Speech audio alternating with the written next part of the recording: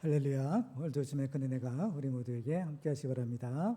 자, 오늘은 왕같은 제사장이라는 제목으로 또 함께 은혜를 나누고자 합니다. 느헤미야는 예루살렘 성벽 재건의 사명을 받은 사람이었습니다. 그래서 느헤미야가 예루살렘 성을 건축하여 다시는 수치를 당하지 말자라고 백성들에게 말했을 때 백성들은 우리가 일어나 건축하자라고 호응을 합니다. 오늘 본문에는 그 예루살렘 성벽을 건축하는 일에 앞장서서 헌신했던 사람들에 대한 이야기입니다. 그들은 바로 대제사장과 또 그의 형제 제사장들이었습니다. 이 제사장들은 성벽 공사를 시기적으로 제일 먼저 시작했고 또 가장 중요한 부분을 건축한 사람들입니다. 성경을 보면 예수님을 믿는 우리 성도들을 가리켜서 왕같은 제사장이라고 부르고 있습니다. 이것은 우리도 이 시대에 무너진 것들을 다시 수축하는 사명이 있다라는 의미입니다. 그러면 우리는 과연 무엇을 다시 세울 수 있을까요? 오늘 본문을 보면 제사장들은 세 가지 것을 건축하는 것을 보게 됩니다. 하나는 양문이요, 두 번째는 성벽이었고 세 번째는 망대였습니다. 이 세 가지 건축물들은 아주 중요한 영적인 의미를 가지고 있는 것들이었습니다. 오늘 말씀을 통해서 우리도 이 시대의 왕같은 제사장이 되어서 무너진 것들을 다시 일으켜 세우는 그런 축복의 주인공들 되시기를 주님의 이름으로 축원합니다. 자, 먼저 이 양문의 재건을 통한 교훈을 살펴보도록 하겠습니다. 우리가 왕같은 제사장으로서 다시 세워야 될 것은 무너진 예배 제단을 수축하는 것입니다. 오늘 본문 1절을 다시 한번 읽어볼까요? 시작. 그때 대제사장 엘리야십이 그의 형제 제사장들과 함께 일어나 양문을 건축하여 성별하고 문짝을 달고 또 성벽을 건축하여 한미아 망대에서부터 하나넬 망대까지 성별하였고 아멘. 성벽 건축 공사가 시작이 됩니다. 이때 제일 먼저 한 것은 양문을 건축하는 것이었습니다. 이 예루살렘 성에는 모두 10개의 문이 있었는데요. 이 문들은 모두가 중요한 신학적 의미를 가지고 있는 문들이었습니다. 그래서 이 성벽 공사도 이 문을 중심으로 이루어지는 것을 볼 수가 있습니다. 오늘 본문에는 그 10개의 문 중에서 첫 번째 문의 이름이 나오는데 바로 그것은 양문이라는 것입니다. 양문이라는 것은 말 그대로 양의 문을 의미합니다. 왜 양문이라고 했는가 하면 바로 하나님께 제사를 드리려면 희생 제물이 필요했는데 그때 이 양들이 이 문을 통해서 이 성에 들어왔기 때문인 거예요. 그래서 양들이 들어오는 문이라는 뜻으로 양문이라고 이름을 붙였던 것입니다. 느헤미야 당시에 예루살렘의 그 지도를 한번 잠깐 볼까요? 이것도 화면에 이렇게 보이시죠? 그래서 보면 이제 굵은 실선으로 된 것이 바로 성벽입니다. 그리고 성벽과 성벽 사이에 이렇게 공간이 좀 띄어져 있는 부분이 있죠. 그 띄어지는 부분이 이제 문에 해당되는 부분인 겁니다. 그래서 오늘 본문에 있는 이 양문이라는 것은 바로 예루살렘 성의 맨 북쪽에 위쪽에 오른쪽 위쪽에 있죠. 여러분 보이시나요? 양문이라고 있죠. 그래서 그 양문 바로 밑에는 뭐가 있어요? 성전이 있는 겁니다. 그래서 성전에서 필요한 그 제사에 쓰는 양들이 바로 그 위쪽에 있는 양문을 통해서 이렇게 성전으로 들어오는 그러한 구조로 되어 있는 겁니다. 지금 이스라엘의 상황을 보면 고레스 칙령으로 바벨론에 포로로 끌려갔던 이스라엘 백성들이 70년 만에 다시 돌아오게 됩니다. 이스라엘 백성들이 바벨론에 끌려가는 것도 3번에 걸쳐서 끌려갔는데 돌아오는 것도 3번에 걸쳐서 돌아가게 돼요. 제1차 귀환은 스룹바벨의 인도로 들어왔는데 스룹바벨의 주도로 무엇이 건축되는가 하면 무너진 성전이 다시 이제 재건이 됩니다. 제2차 귀환은 학자이자 제사장인 에스라의 인도로 돌아오게 되는데요. 이때 이제 에스라는 바로 이스라엘 백성들과 하나님과 사이에 맺은 언약을 갱신하게 돼요. 바로 말씀으로 들어가자라는 것이었습니다. 그다음에 세 번째 귀환은 오늘 본문의 느헤미야의 인도로 돌아오게 되는데 느헤미야는 바로 무너진 성벽을 다시 건축하는 일을 하게 됩니다. 그래서 그 느헤미야 시대에 보면 이미 스룹바벨에 의해서 성전은 건축은 됐는데 문제는 그 성전에서 제사가 제대로 이루어지지 않았다라는 것입니다. 성전의 가장 중요한 기능은 하나님께 제사 드리는 겁니다. 근데 이 제사가 제대로 되려면 세 가지 조건이 맞아야 돼요. 첫째로는 제사 드리는 성전 건물이 이제 있어야 되고, 또 하나는 그 성전에서 제사를 주관하는 제사장들과 레위인이 있어야 됩니다. 그리고 또 한 가지는 바로 함께 드릴 제물이죠. 바로 희생 제물이 필요한 겁니다. 그래서 이 세 가지가 딱 맞아야만 비로소 이제 이 제사를 드릴 수가 있었던 거죠. 그런데 지금은 양문이 무너져 있기 때문에 뭐 희생 제물이 없잖아요. 그러니까 지금 이제 제사가 제대로 이루어지지 않았다라는 사실을 알 수가 있는 것입니다. 지금 이 무너진 예루살렘 성벽을 다시 건축하는데 가장 먼저 한 일은 양문을 먼저 건축한 겁니다. 이것의 의미는 뭐냐? 바로 이 모든 일의 우선순위를 바로 하나님께 예배 드리는 데 두었다라는 것을 의미하는 것입니다.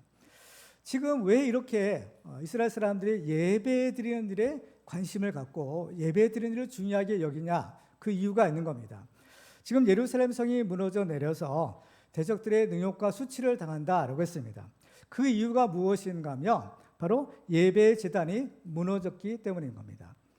예배 제단이 무너지게 되면 영적인 성전이 무너지게 되고, 영적인 성전이 무너지게 되면 외적인 성전도 무너지고 결국엔 나라도 망하게 되는 겁니다. 그래서 지금 이스라엘의 모든 문제의 원인은 바로 예배에 실패한 데서 찾는 겁니다. 따라서 이 예배의 제단이 무너지면 안 되는 겁니다. 우리는 오늘 말씀을 통해서 우리의 삶을 한번 돌아볼 필요가 있는 것입니다. 우리의 삶에서 과연 이 예배의 제단은 어떤가라는 것입니다. 여러분이 드리는 예배가 정말 하나님께서 받으실 만한 그러한 예배가 되고 하나님이 기뻐하시는 예배를 드리고 있는지 점검해 볼 필요가 있는 것입니다. 따라서 이 모든 문제 해결 방법은 무너진 예배의 제단을 다시 쌓는 것입니다. 그래서 이 예배가 회복이 되는 거예요. 그래서 이제 이 엘리야도 이스라엘의 회복을 위해서 참 열심히 노력했던 사람이었는데, 이 엘리야가 갈멜산에서 바알 선지자들과 이 대결을 벌이죠. 그때 엘리야가 제일 먼저 한 일이 뭐냐? 무너진 여호와의 제단을 다시 수축하는 것이었다라는 것입니다. 그러니까 지금 예배가 무너졌기 때문에, 그죠? 이 모든 이러한 불행한 안 좋은 일들이 생기게 되는 겁니다. 그러면 우리는 어떻게 이 무너진 예배의 제단을 다시 수축할 수 있을까요? 오늘 본문을 보면 제사장들은 양문을 건축했다라고 했습니다. 그런데 아무리 많은 양들을 제물로 바친들 그들의 근본적인 문제가 해결되는 것은 아니었습니다. 왜냐하면 그 당시에 그 느헤미야 시대죠. 이때 활동했던 선지자가 누구냐면 바로 말라기 선지자입니다. 말라기 선지자는 구약시대의 마지막 선지자라고도 하죠. 그때 말라기서 1장 10절에 보면 하나님이 말라기를 통해서 이런 얘기를 하십니다. 만군의 여호와가 이르노라, 너희가 내 제단 위에 헛되이 불사르지 못하게 하기 위하여 너희 중에 성전문을 닫을 자가 있었으면 좋겠도다. 내가 너희를 기뻐하지 아니하며 너희가 손으로 드리는 것을 받지도 아니하리라. 그러니까 애써 양문을 건축해 놨지만 그 양문을 다시 세워도 별 소용이 없었구나라는 것을 알 수 있는 겁니다. 그렇기 때문에 이 눈에 보이는 이 양문이 중요한 것이 아니라 진짜 양문이 건축이 되어야 됩니다. 그 진짜 양문은 바로 예수 그리스도의 양문인 것입니다. 예수님께서는 나는 양의 문이다 라고 하시죠. 요한복음 10장 7절을 같이 읽어볼까요? 시작. 그러므로 예수께서 다시 이르시되 내가 진실로 진실로 너에게 말하노니 나는 양의 문이라. 아멘. 그렇습니다. 이 하나님께 제물로 바치실 양들이 어떤 문을 통해서 들어가요? 양문을 통해서 이제 들어가는 것처럼 우리는 이 양의 문 대신 예수 그리스도를 통해서만 우리는 하나님 앞에 나아갈 수 있고 하나님 주시는 복을 받을 수가 있는 것입니다.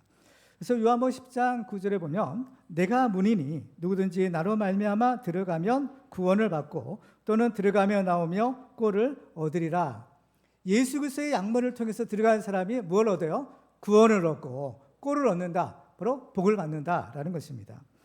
우리가 예수님이라는 양문을 통해서만 하나님 앞에 나아갈 수 있는 이유는 바로 예수님 자신이 하나님께 바쳐질 어린 양으로서 자기를 그 십자가의 제물로 바쳐 우리를 위한 속죄의 제사를 드리셨기 때문인 겁니다. 양들이란 것은 하나님께 바쳐질 제물이잖아요. 근데 그 양문 대신 예수님은 아예 자기가 하나님께 드려질 그 제물이 되신 거예요. 그 하나님의 어린 양으로서 하나님 앞에 드려졌기 때문에 그 예수의 피로 우리의 모든 죄를 단번에 완벽한 그 용서를 받아낼 수 있었던 것입니다.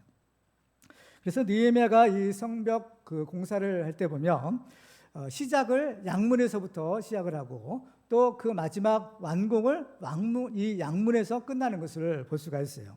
그래서 이 성벽 공사를 보면 양문에서부터 시작해서 서쪽이죠. 그러니까 시계 반대 방향으로 이렇게 쭉 이제 시작이 되는 거예요. 그래서 맨 마지막에 어디로 가느냐? 다시 원점인 양문으로 들어오는 거예요. 그래서 양문에서부터 건축이 돼서 양문으로 다시 건축이 끝나는 거죠. 그래서 이 성벽 공사가 이때 완공이 되는 것입니다. 그렇기 때문에 느헤미야가 이 많은 이제 성문들 가운데 특별히 이 양문에서부터 공사를 시작하고 그 양문에서 이 공사를 끝내는 것은 결코 우연한 일이 아닌 겁니다. 이것은 성경적인 원리, 구원의 원리에 의한 거예요. 그 이유는 바로 양의 문 되신 예수님이 나는 알파와 오메가요, 처음과 마지막이요, 또 시작과 마침이라 라고 하셨기 때문인 겁니다.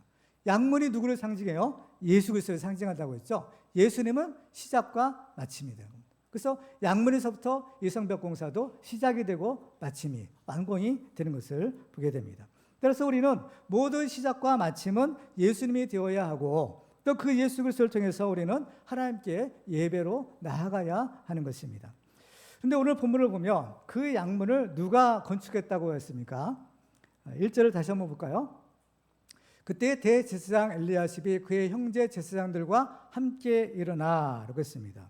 바로 그 대제사장이 있고 그 대제사장의 형제 제사장들이 어때요? 함께 일어났다라고 했습니다. 그러니까 이것은 이 양문은 제사장들이 건축을 한 거죠. 우리는 여기에서 누가 이 양문을 건축해야 되는가라는 것을 알 수가 있는데 그것은 바로 왕 같은 제사장이 된 우리 성도들인 겁니다. 베드로전서 2장 9절에 보면 그러나 너희는 택하신 족속이요 왕 같은 제사장들이요 라고 했어요. 예수를 믿는 우리 성도들을 가리켜 왕 같은 제사장이다 라고 부르고 있는 것입니다. 따라서 우리들도 이 양문을 건축해야 되는데 어떻게 양문을 건축하느냐? 그 방법은 예수님을 믿는 겁니다. 예수 그리스도를 믿을 때 예수님께서는 우리의 양문이 되어 주시는 거죠. 그래서 이 양의 문, 이 문은 어떤 기능이 있느냐? 이것은 들여보내고 나가는 것을 통제하는 역할을 해요. 그래서 문짝을 달았다고 했죠. 그래서 문을 닫으면 들어올 수 없어요. 근데 문을 열면 들어올 수 있는 거죠. 그래서 예수님께서는 양의 문이 되셔서 예수를 믿는 사람들에게는 어떻게 하늘 문을 활짝 열어주시는 겁니다. 구원의 문을 열어주시는 거예요. 축복의 문을 열어주시는 거예요. 그래서 우리는 예수 그리스도를 우리가 믿을 때 바로 우리에게 이 예수 그리스도의 양문이 바로 건축이 되고 우리는 그 문을 통해서 바로 하나님 앞에 은혜의 보좌 앞에 담대히 예배로 나아갈 수 있다라는 사실을 알 수가 있습니다.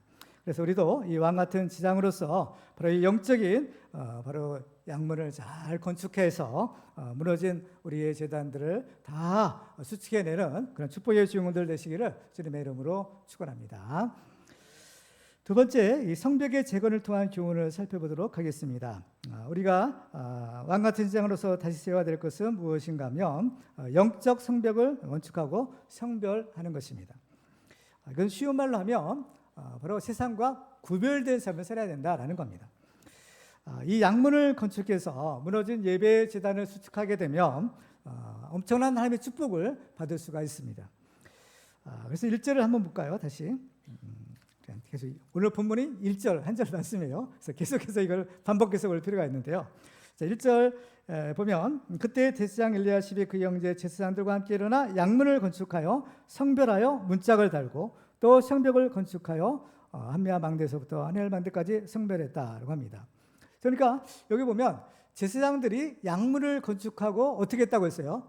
성별했다는 거예요. 또 성벽을 건축하고 성별했다라고 하는 겁니다. 이 성별하다라는 말의 원뜻을 보면 하나님께 드린다라는 뜻이에요. 봉헌이라는 뜻이에요. 그리고 또 이것은 거룩하게 하다, 거룩하게 든다라는 그런 뜻을 아울러 가지고 있는 단어입니다.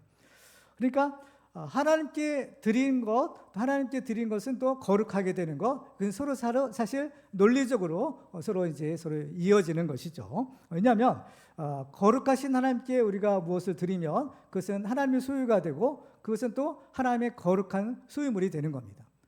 그래서 원래 거룩하지 않아요. 근데 거룩하지 않는데 하나님께 드려. 그럼 그 하나님께서 그걸 받으시면 어때요? 그것이 거룩하게 되는 것입니다. 그렇죠?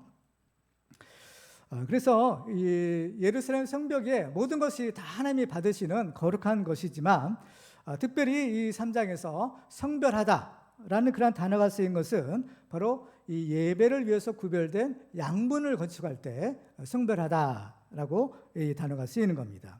그렇죠? 그런데 여기서 보면 양문만 성별한 것이 아니라 무엇도 성별해요? 그 옆에 있는 성벽도 성별했다는 거죠. 그렇죠? 성벽도 건축해서 성별한 거예요. 그러니까 원래는 제일 처음에는 뭐요? 양문이 성별된 겁니다. 양문이 원래 예수 그리스도를 상징한다고 했죠. 예수 그리스도가 바로 성별된 것인데 그 예수 그리스도를 믿는 사람들은 어때요? 예수님과 함께 우리도 성별되는 거예요. 우리도 거룩하게 되는 그런 축복을 받게 되는 것입니다. 그래서 이 맨 처음 건축에서 하나님께 성별하여 드리는 양문은 일종의 첫 열매와 같은 겁니다. 그래서 이 성벽 공사의 맨 처음이 성문이잖아요. 양문이잖아요. 그래서 이건 첫 열매와 같은 거예요. 그래서 이 성경에서의 첫 열매는 하나님의 것이다라고 하셔요. 그죠? 그래서 처음 난 첫 새끼, 첫 곡식, 첫 장자 이건 다 하나님 것이라고 하시잖아요. 그 유래는 우리가 이미 알고 있습니다. 애굽에 이제 여기까지 재앙 내릴 때 그런 어떤 역사적인 유래들이 있어요. 그래서 이 첫 열매는 특별히 대표성의 원리를 가지고 있죠. 그래서 첫 열매를 하나님께 드리며 나머지 것도 다 이것은 하나님의 것입니다. 이것을 고백하는 거예요. 그런 신앙의 고백의 원리가 있는 겁니다. 그래서 이 첫 열매인 양문을 건축해서 성별해요. 하나님께 드려요. 하나님께 드리니까 그 양문 옆에 있는 성벽까지도 어떻게 해요? 성별되는 거예요. 거룩하게 되는 거예요. 그죠? 그러니까 그 양문을 통해서 옆에 있는 것까지 성별되고 거룩하게 되는 이러한 은혜를 받게 되는 겁니다. 그래서 이 느헤미야가 무너진 예루살렘 성벽을 다시 건축한다라는 것의 의미는 무너진 나라를 다시 재건한다라는 것을 의미하는 것입니다. 이스라엘이라는 나라는 하나님을 경외하는 신앙 공동체입니다. 그래서 이 하나님을 경외하지 않으면 이스라엘이라는 나라는 존재할 수가 없어요. 그래서 이스라엘이 하나님을 버리고 우상을 숭배할 때 바로 이스라엘이 망한 겁니다. 그 증거가 예루살렘 성벽이 무너져 내린 거예요. 그래서 이스라엘을 회복하려면 이 무너진 성벽을 다시 쌓아야 하는 것입니다. 그래서 이 성벽을 쌓는 영적인 의미는 무엇인가 하면 이 성벽을 쌓는 것도 영적인 의미가 있는데 그것은 무너진 거룩을 다시 회복하는 것을 의미하는 겁니다. 왜냐하면 이 성벽이라는 것은 두 가지 기능이 있어요. 크게 두 가지 기능이 있는데 하나는 경계예요. 경계선이에요. 그리고 또 하나는 보호를 의미하는 겁니다. 그래서 이 성벽은 일종의 담장과 같은 역할을 하는 겁니다. 그래서 이 성벽을 기준으로 해서 성벽 안에 있는 것과 성벽 바깥에 있는 것이 이제 서로 구별되는 거죠. 그래서 그리고 집에도 이제 담장이 지금 단독주택 있으신 분들은 담장이 있잖아요. 옛날보다는 담장이 많이 낮아지긴 했지만 담장이 있어가지고 담장을 기준으로 담장 안에는 우리 집, 담장 밖에는 우리 집이 아닌 그게 담장의 경계선인 겁니다. 이 세상의 모든 것들은요 다 이 경계가 있는 거예요. 눈에 보이는 경계도 있고 눈에 보이지 않는 경계도 있는 겁니다. 이것은 하나님께서 세상을 지으신 창조 원리에 속한 것이에요.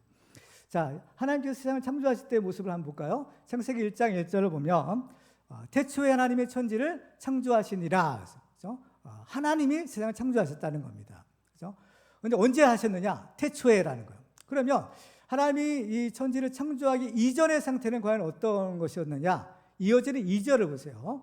2절을 보시면 땅이 혼돈하고 공허하며 흑암이 깊음 위에 있고 하나님의 영은 수면 위에 운행하시니라. 이것이 이제 창조 이전의 상태인 겁니다. 그러니까 뭐예요? 혼돈, 공허, 흑암. 이것이 창조 이전의 상태인 거죠. 바로 이러한 상태에서 하나님이 천지를 창조하세요. 그래서 하나님이 천지를 창조하시고 무엇을 주시는가 하면 바로 질서를 주시는 겁니다. 그래서 이 창세기 이어지는 3절로부터 5절까지를 보면 하나님이 첫날 만드신 것이 뭐였어요? 빛을 만드시죠. 그 장면이에요. 한번 볼까요? 하나님이 이르시되 빛이 있으라 하시니 빛이 있었고 빛이 하나님 보시기에 좋았더라. 하나님이 빛과 어둠을 나누사 하나님이 빛을 낮이라 부르시고 어둠을 밤이라 부르시니라. 저녁이 되고 아침이 되니 이는 첫째 날이니라. 자, 첫째 날 하나님이 빛을 창조하시는데, 그래서 하나님께서 이 빛을 창조하시는 걸 좋으셨다고 했어요. 그러니까 이 빛을 어떻게 하나님이 빛과 어둠을 나누셨다라는 겁니다. 나누는 거예요. 그죠? 그러니까 빛과 어둠은 서로 공존할 수가 없죠. 창조 이전에는 흑암만 있었고 어둠만 있었는데 하나님께서 빛을 딱 창조하시니까 그때 어때요? 빛과 어둠이 서로 이렇게 구별이 되는 겁니다. 그러니까 하나님의 창조의 원리를 보면 하나님이 뭘 만드셔요. 이런 빛을 만드시든지 아니면 궁창을 만드시든지 뭘 만드시고 그걸 통해서 뭘 하세요? 나누시는 겁니다. 나누는 거예요. 궁창도 보면 궁창 위의 물과 궁창 아래의 물을 나누시고, 그렇죠? 육지를 창조하실 때 보면 어때요? 물을 한 곳으로 모으라 하면서 땅과 바다를, 그렇죠? 나누시잖아요. 그렇죠? 서로 나누는 작업을 하나님이 이렇게 하시는 겁니다.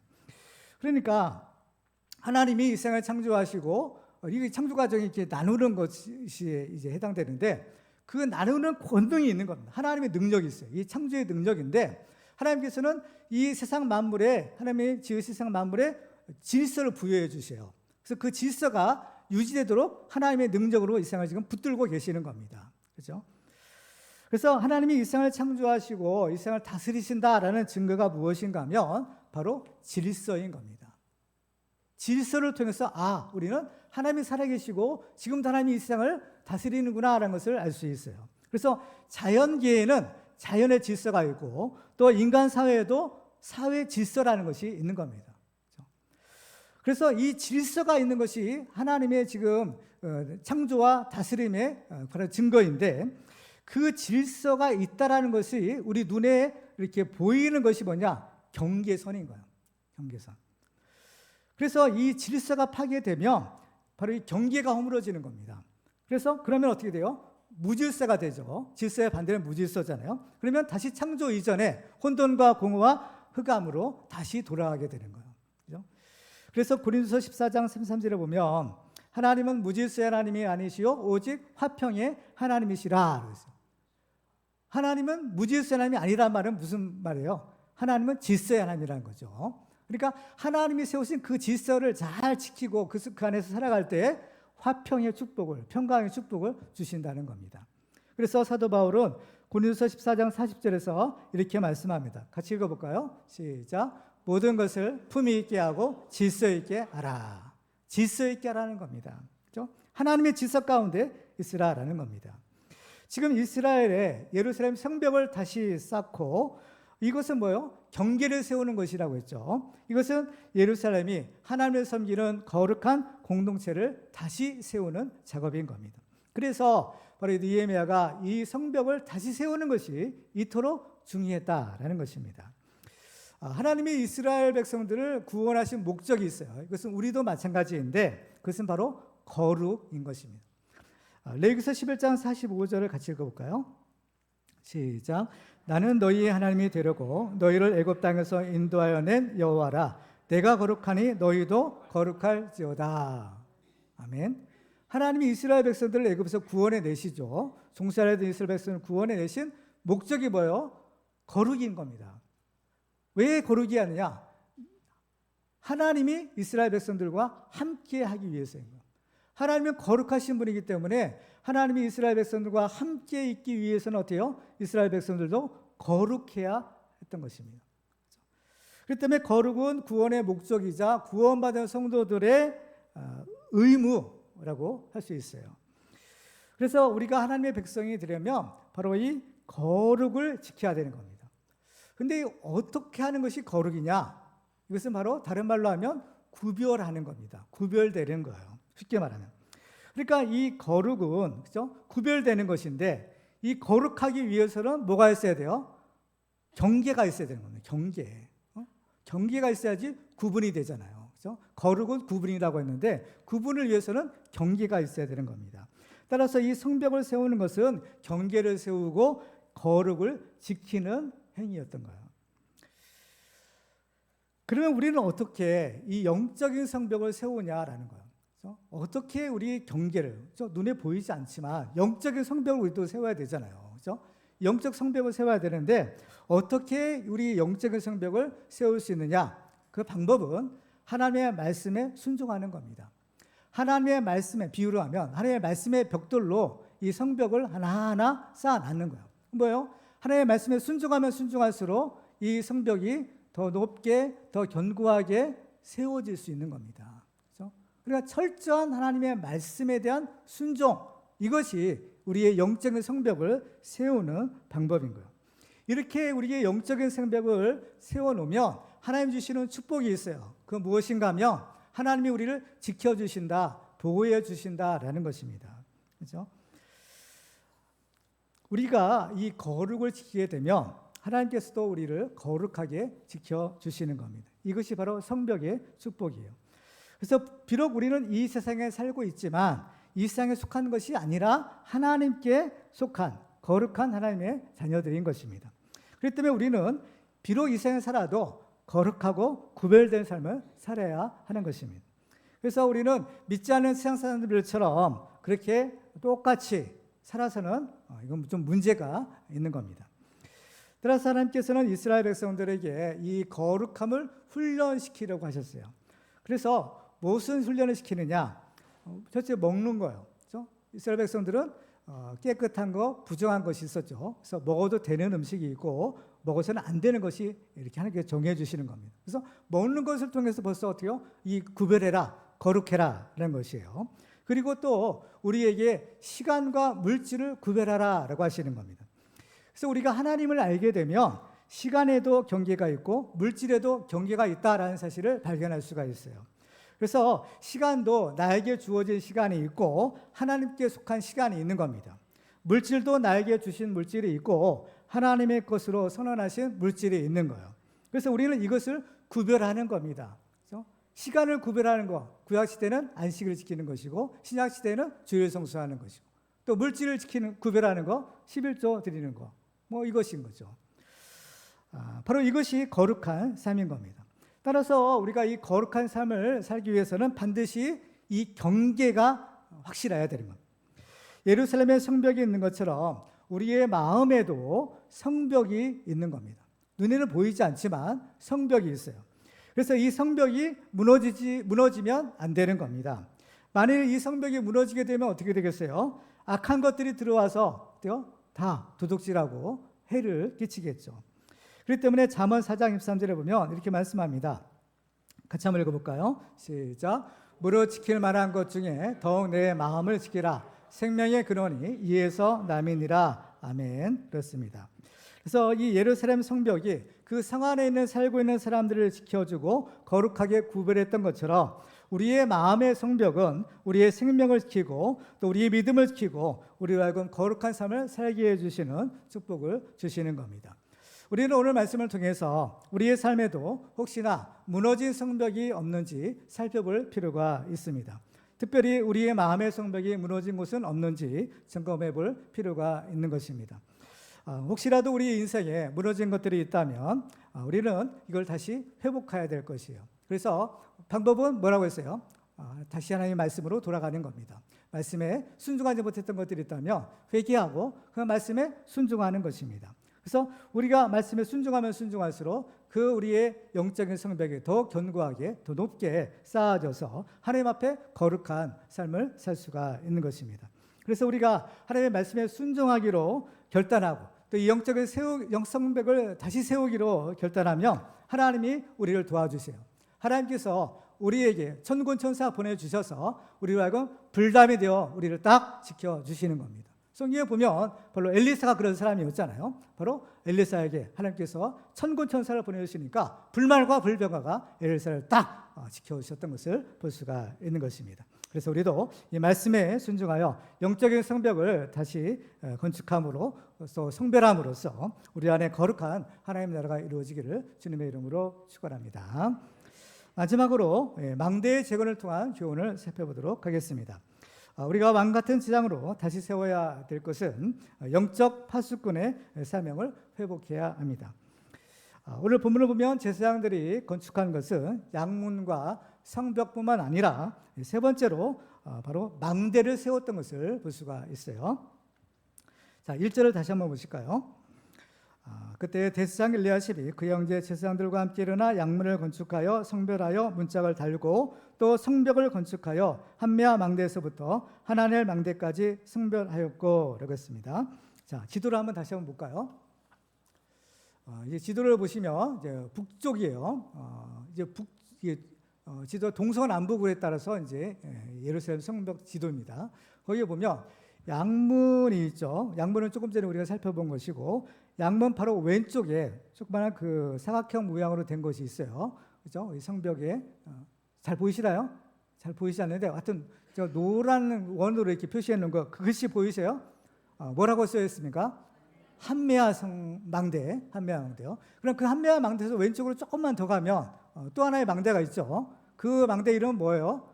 하나넬 망대인 겁니다. 그러니까 그 엄은 그러니까 양문과 왼쪽에는 엄은 그 사이에 한메아 망대와 하나넬 망대, 바로 두 개의 망대가 세워졌던 것을 볼 수가 있어요. 근데 이 망대들이 세워진 이 방향을 주목할 필요가 있어요. 방향이 어디입니까? 동서남북 중에서 북쪽에 있죠. 다 두 개의 망대가 북쪽에 있는 겁니다. 왜냐하면 이 성경을 보면 이스라엘을 공격하는 세력들은 주로 어디에서 왔느냐? 방향을 보면 북쪽에서 온 거예요. 그렇죠? 그래서 이스라엘 역사를 보면 북이스라엘이 누구한테 망하죠? 아수르한테 망하고 남유다는 바벨론에 망해요. 근데 아수르는 어디에 있어요?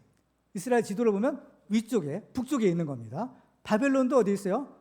북동쪽이니까 내내 북쪽이에요. 그러니까 항상 이 이스라엘을 괴롭히고 망하게 만든 세력들은 다 북쪽에서 내려온 거예요. 그렇기 때문에 이 망대가 북쪽에 세워진 이유가 있는 것입니다. 그죠? 그러니까 북쪽에서 내려오는 그 외적들을 이제 경계하기 위해서, 그죠? 그래서 이 망대가 북쪽에 세워져 있는 겁니다. 이스라엘 백성들에게 있어서 이 예루살렘 성은 매우 중요한 성이었어요. 왜냐하면 이 성은 마치 영적으로 보면 에덴 동산과 같은 하나님의 나라를 상징하는 것이었기 때문인 겁니다. 그래서 예루살렘 성이 굉장히 중요해요. 왜냐하면 우리가 장차 들어갈 하나님의 나라도 뭘로 표현하고 있어요?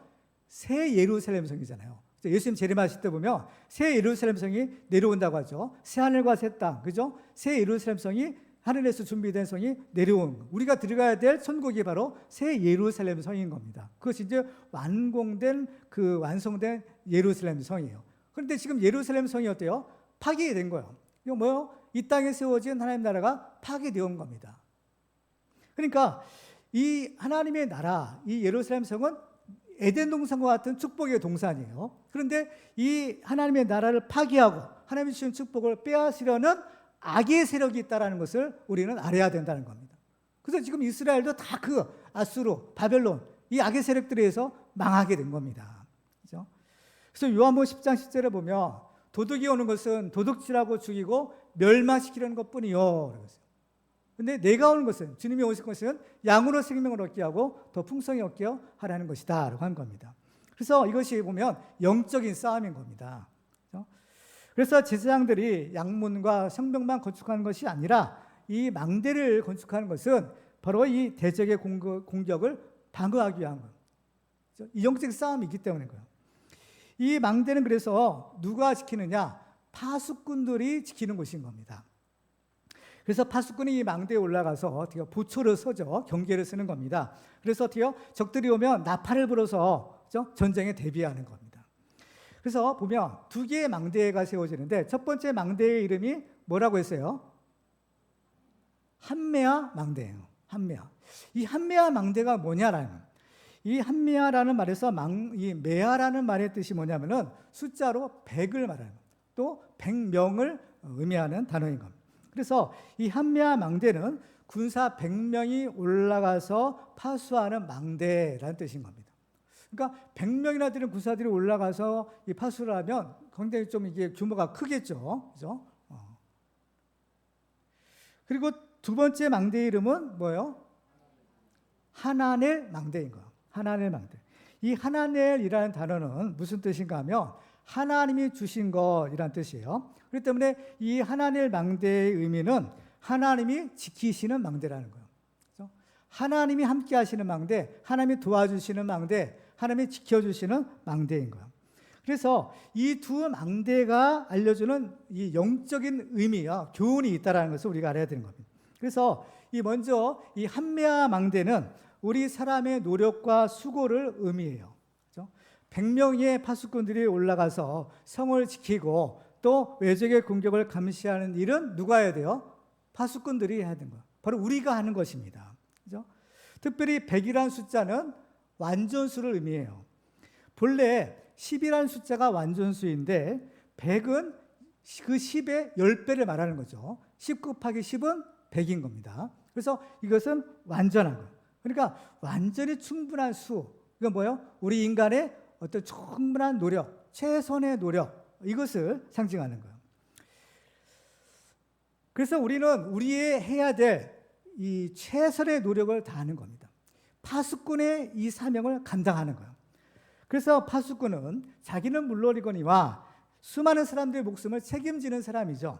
그래서 파수꾼이 적들이 오는 것을 보면 반드시 나팔을 불어서 잠자는 사람들을 깨워야 하는 겁니다. 만일 파수꾼이 나팔을 불지 않으면 어떻게 될까요? 에스겔서 33장 6절을 보면 이렇게 말씀합니다. 그러나 칼이 임함을 파수꾼이 보고도 나팔을 불지 아니하여 백성에게 경고하지 아니하므로 그 중에 한 사람이 그 임하는 칼에 제거당하면 그는 자기 죄악으로 말미암아 제거되려니와 그 죄는 내가 파수꾼의 손에서 찾으리라 하시는 겁니다. 그러니까 이 파수꾼의 이 사명이 아주 막중한 거죠. 그렇죠? 막중한 겁니다. 그렇지만 이 파수꾼이 아무리 눈을 부릅뜨고 경계를 철저히 보아도 한계가 있는 겁니다. 그렇죠? 우리말 속담에 10포졸이 한 도둑 못 잡는다라는 말이 있어요. 이 도둑이 한번 훔치려고 마음 먹으면 참 이게 어려운 겁니다. 그렇지만 때로는 이와 정반대로 한 사람의 똑똑한 사람이 10도둑을 막을 수 있는, 10도둑을 잡을 수도 있는 겁니다. 어떻게 그럴 수가 있을까요? 어떻게 한 사람이 10도둑을 막아요? 인간의 힘으로는 불가능한 겁니다. 이것은 하나님이 도와주실 때 가능한 거예요. 시편 127편 1절을 같이 읽도록 하겠습니다. 시작. 여호와께서 집을 세우지 아니하시면 세우는 자의 수고가 헛되며 여호와께서 성을 지키지 아니하시면 파수꾼의 깨어 있음이 헛되도다. 아멘. 그렇습니다. 그래서 우리는 이스라엘 백성들처럼 열심히 세우기도 하고 또 깨어서 지키기도 해야 하지만 가장 중요한 것은 하나님이 우리를 도와주셔야만 합니다. 그래서 제사장들은 이 100명의 파수꾼이 올라가는 그 한메아 망대 옆에 하나님이 지키신다라는 의미의 하나의 망대를 하나 더 세워둔 것입니다. 그런데 이 예루살렘 성을 지키는 이 두 개의 망대를 누가 세웠다고 했나요? 제사장들이 세웠다라고 했습니다. 이것은 제사장들의 사명을 위해서 세운 망대예요. 제사장들은 일종의 영적인 파수꾼들이었던 겁니다. 그래서 눈에 보이는 군대가 이스라엘을 지키는 것이 아니라 바로 이 영적인 제사장들이 바로 예루살렘을 지키는 것입니다. 성경은 바로 우리가 이러한 왕 같은 제사장들이다라고 말합니다. 그래서 이 100명의 파수꾼들이 그 망대에 올라가서 파수하는 것처럼 우리도 깨어서 기도하며 하나님께서 우리의 기도를 들으시고 우리의 가정과 우리의 교회와 나라를 지켜주실 줄 믿습니다. 우리는 영적인 눈을 들어서 지금 세상을 바라보고 우리 자신을 바라보아야 될 필요가 있습니다. 지금 세상 곳곳을 보면 어느 곳이든지 다 무너져 내리고 있다는 것을 확인할 수 있어요. 정치, 경제, 문화, 또 사상, 가치관, 가정, 학교, 어느 곳 하나 성한 곳이 없는 것이 우리의 현실인 것입니다. 따라서 하나님께서는 우리에게 영적 파수꾼이 되어서 깨어서 기도하는 사명을 주신 것입니다. 왜냐? 바로 하나님이 우리를 도와주시려고 하기 때문인 겁니다. 하나님은 우리를 사랑하셔서 우리를 지키시기 원하시고 우리에게 복을 주기를 원하시는 거예요. 우리를 도와주기를 원하시는 겁니다. 그러기 위해서는 우리가 깨어서 기도해야 한다라는 겁니다. 아무리 하나님이 우리를 도와주려고 해도 우리가 기도하지 않으면 할 수 없다라는 것이 영적인 원리예요. 그래서 에스겔서 36장 37절을 같이 읽도록 하겠습니다. 시작. 주 여호와께서 이같이 말씀하셨느니라. 그래도 이스라엘 족속이 이같이 자기들에게 이루어지기를 내게 구하여야 할지라. 아멘. 이 말씀은 장차 이스라엘 다시 회복시켜 주시겠다라는 축복의 약속입니다. 도와주겠다라는 거예요. 회복시켜 주시겠다라는 겁니다. 근데 그러할지라도 어때요? 이스라엘 족속이 자기들에게 이루어지기를 내게 구하여야 할지라. 기도해야 된다는 겁니다. 아무리 하나님이 약속하시고 아무리 하나님께서 우리를 축복해 주시려고 해도 우리가 기도하지 않으면 하나님도 할 수 없다라는 거예요. 그러니까 하나님이 하시는 일의 특징이 있어요. 그 뭐냐?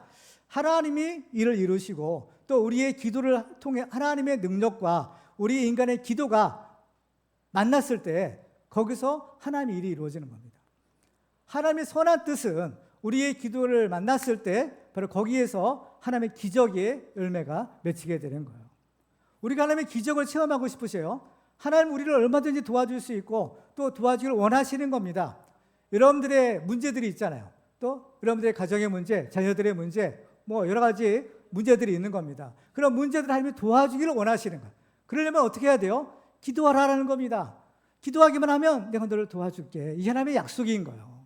기도도 안 하면서 하나님 나를 도와주세요. 이거는 아닌 겁니다.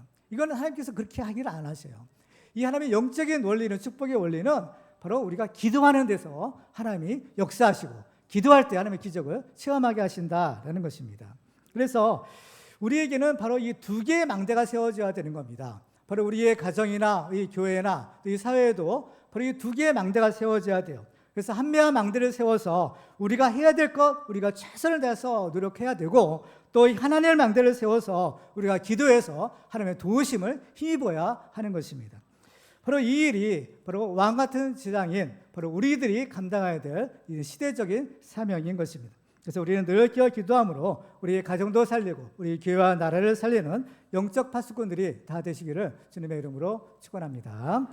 이제 말씀을 맺겠습니다. 오늘 우리는 우리가 왕같은 제사장으로서 다시 세워야 할 것들을 살펴보았습니다.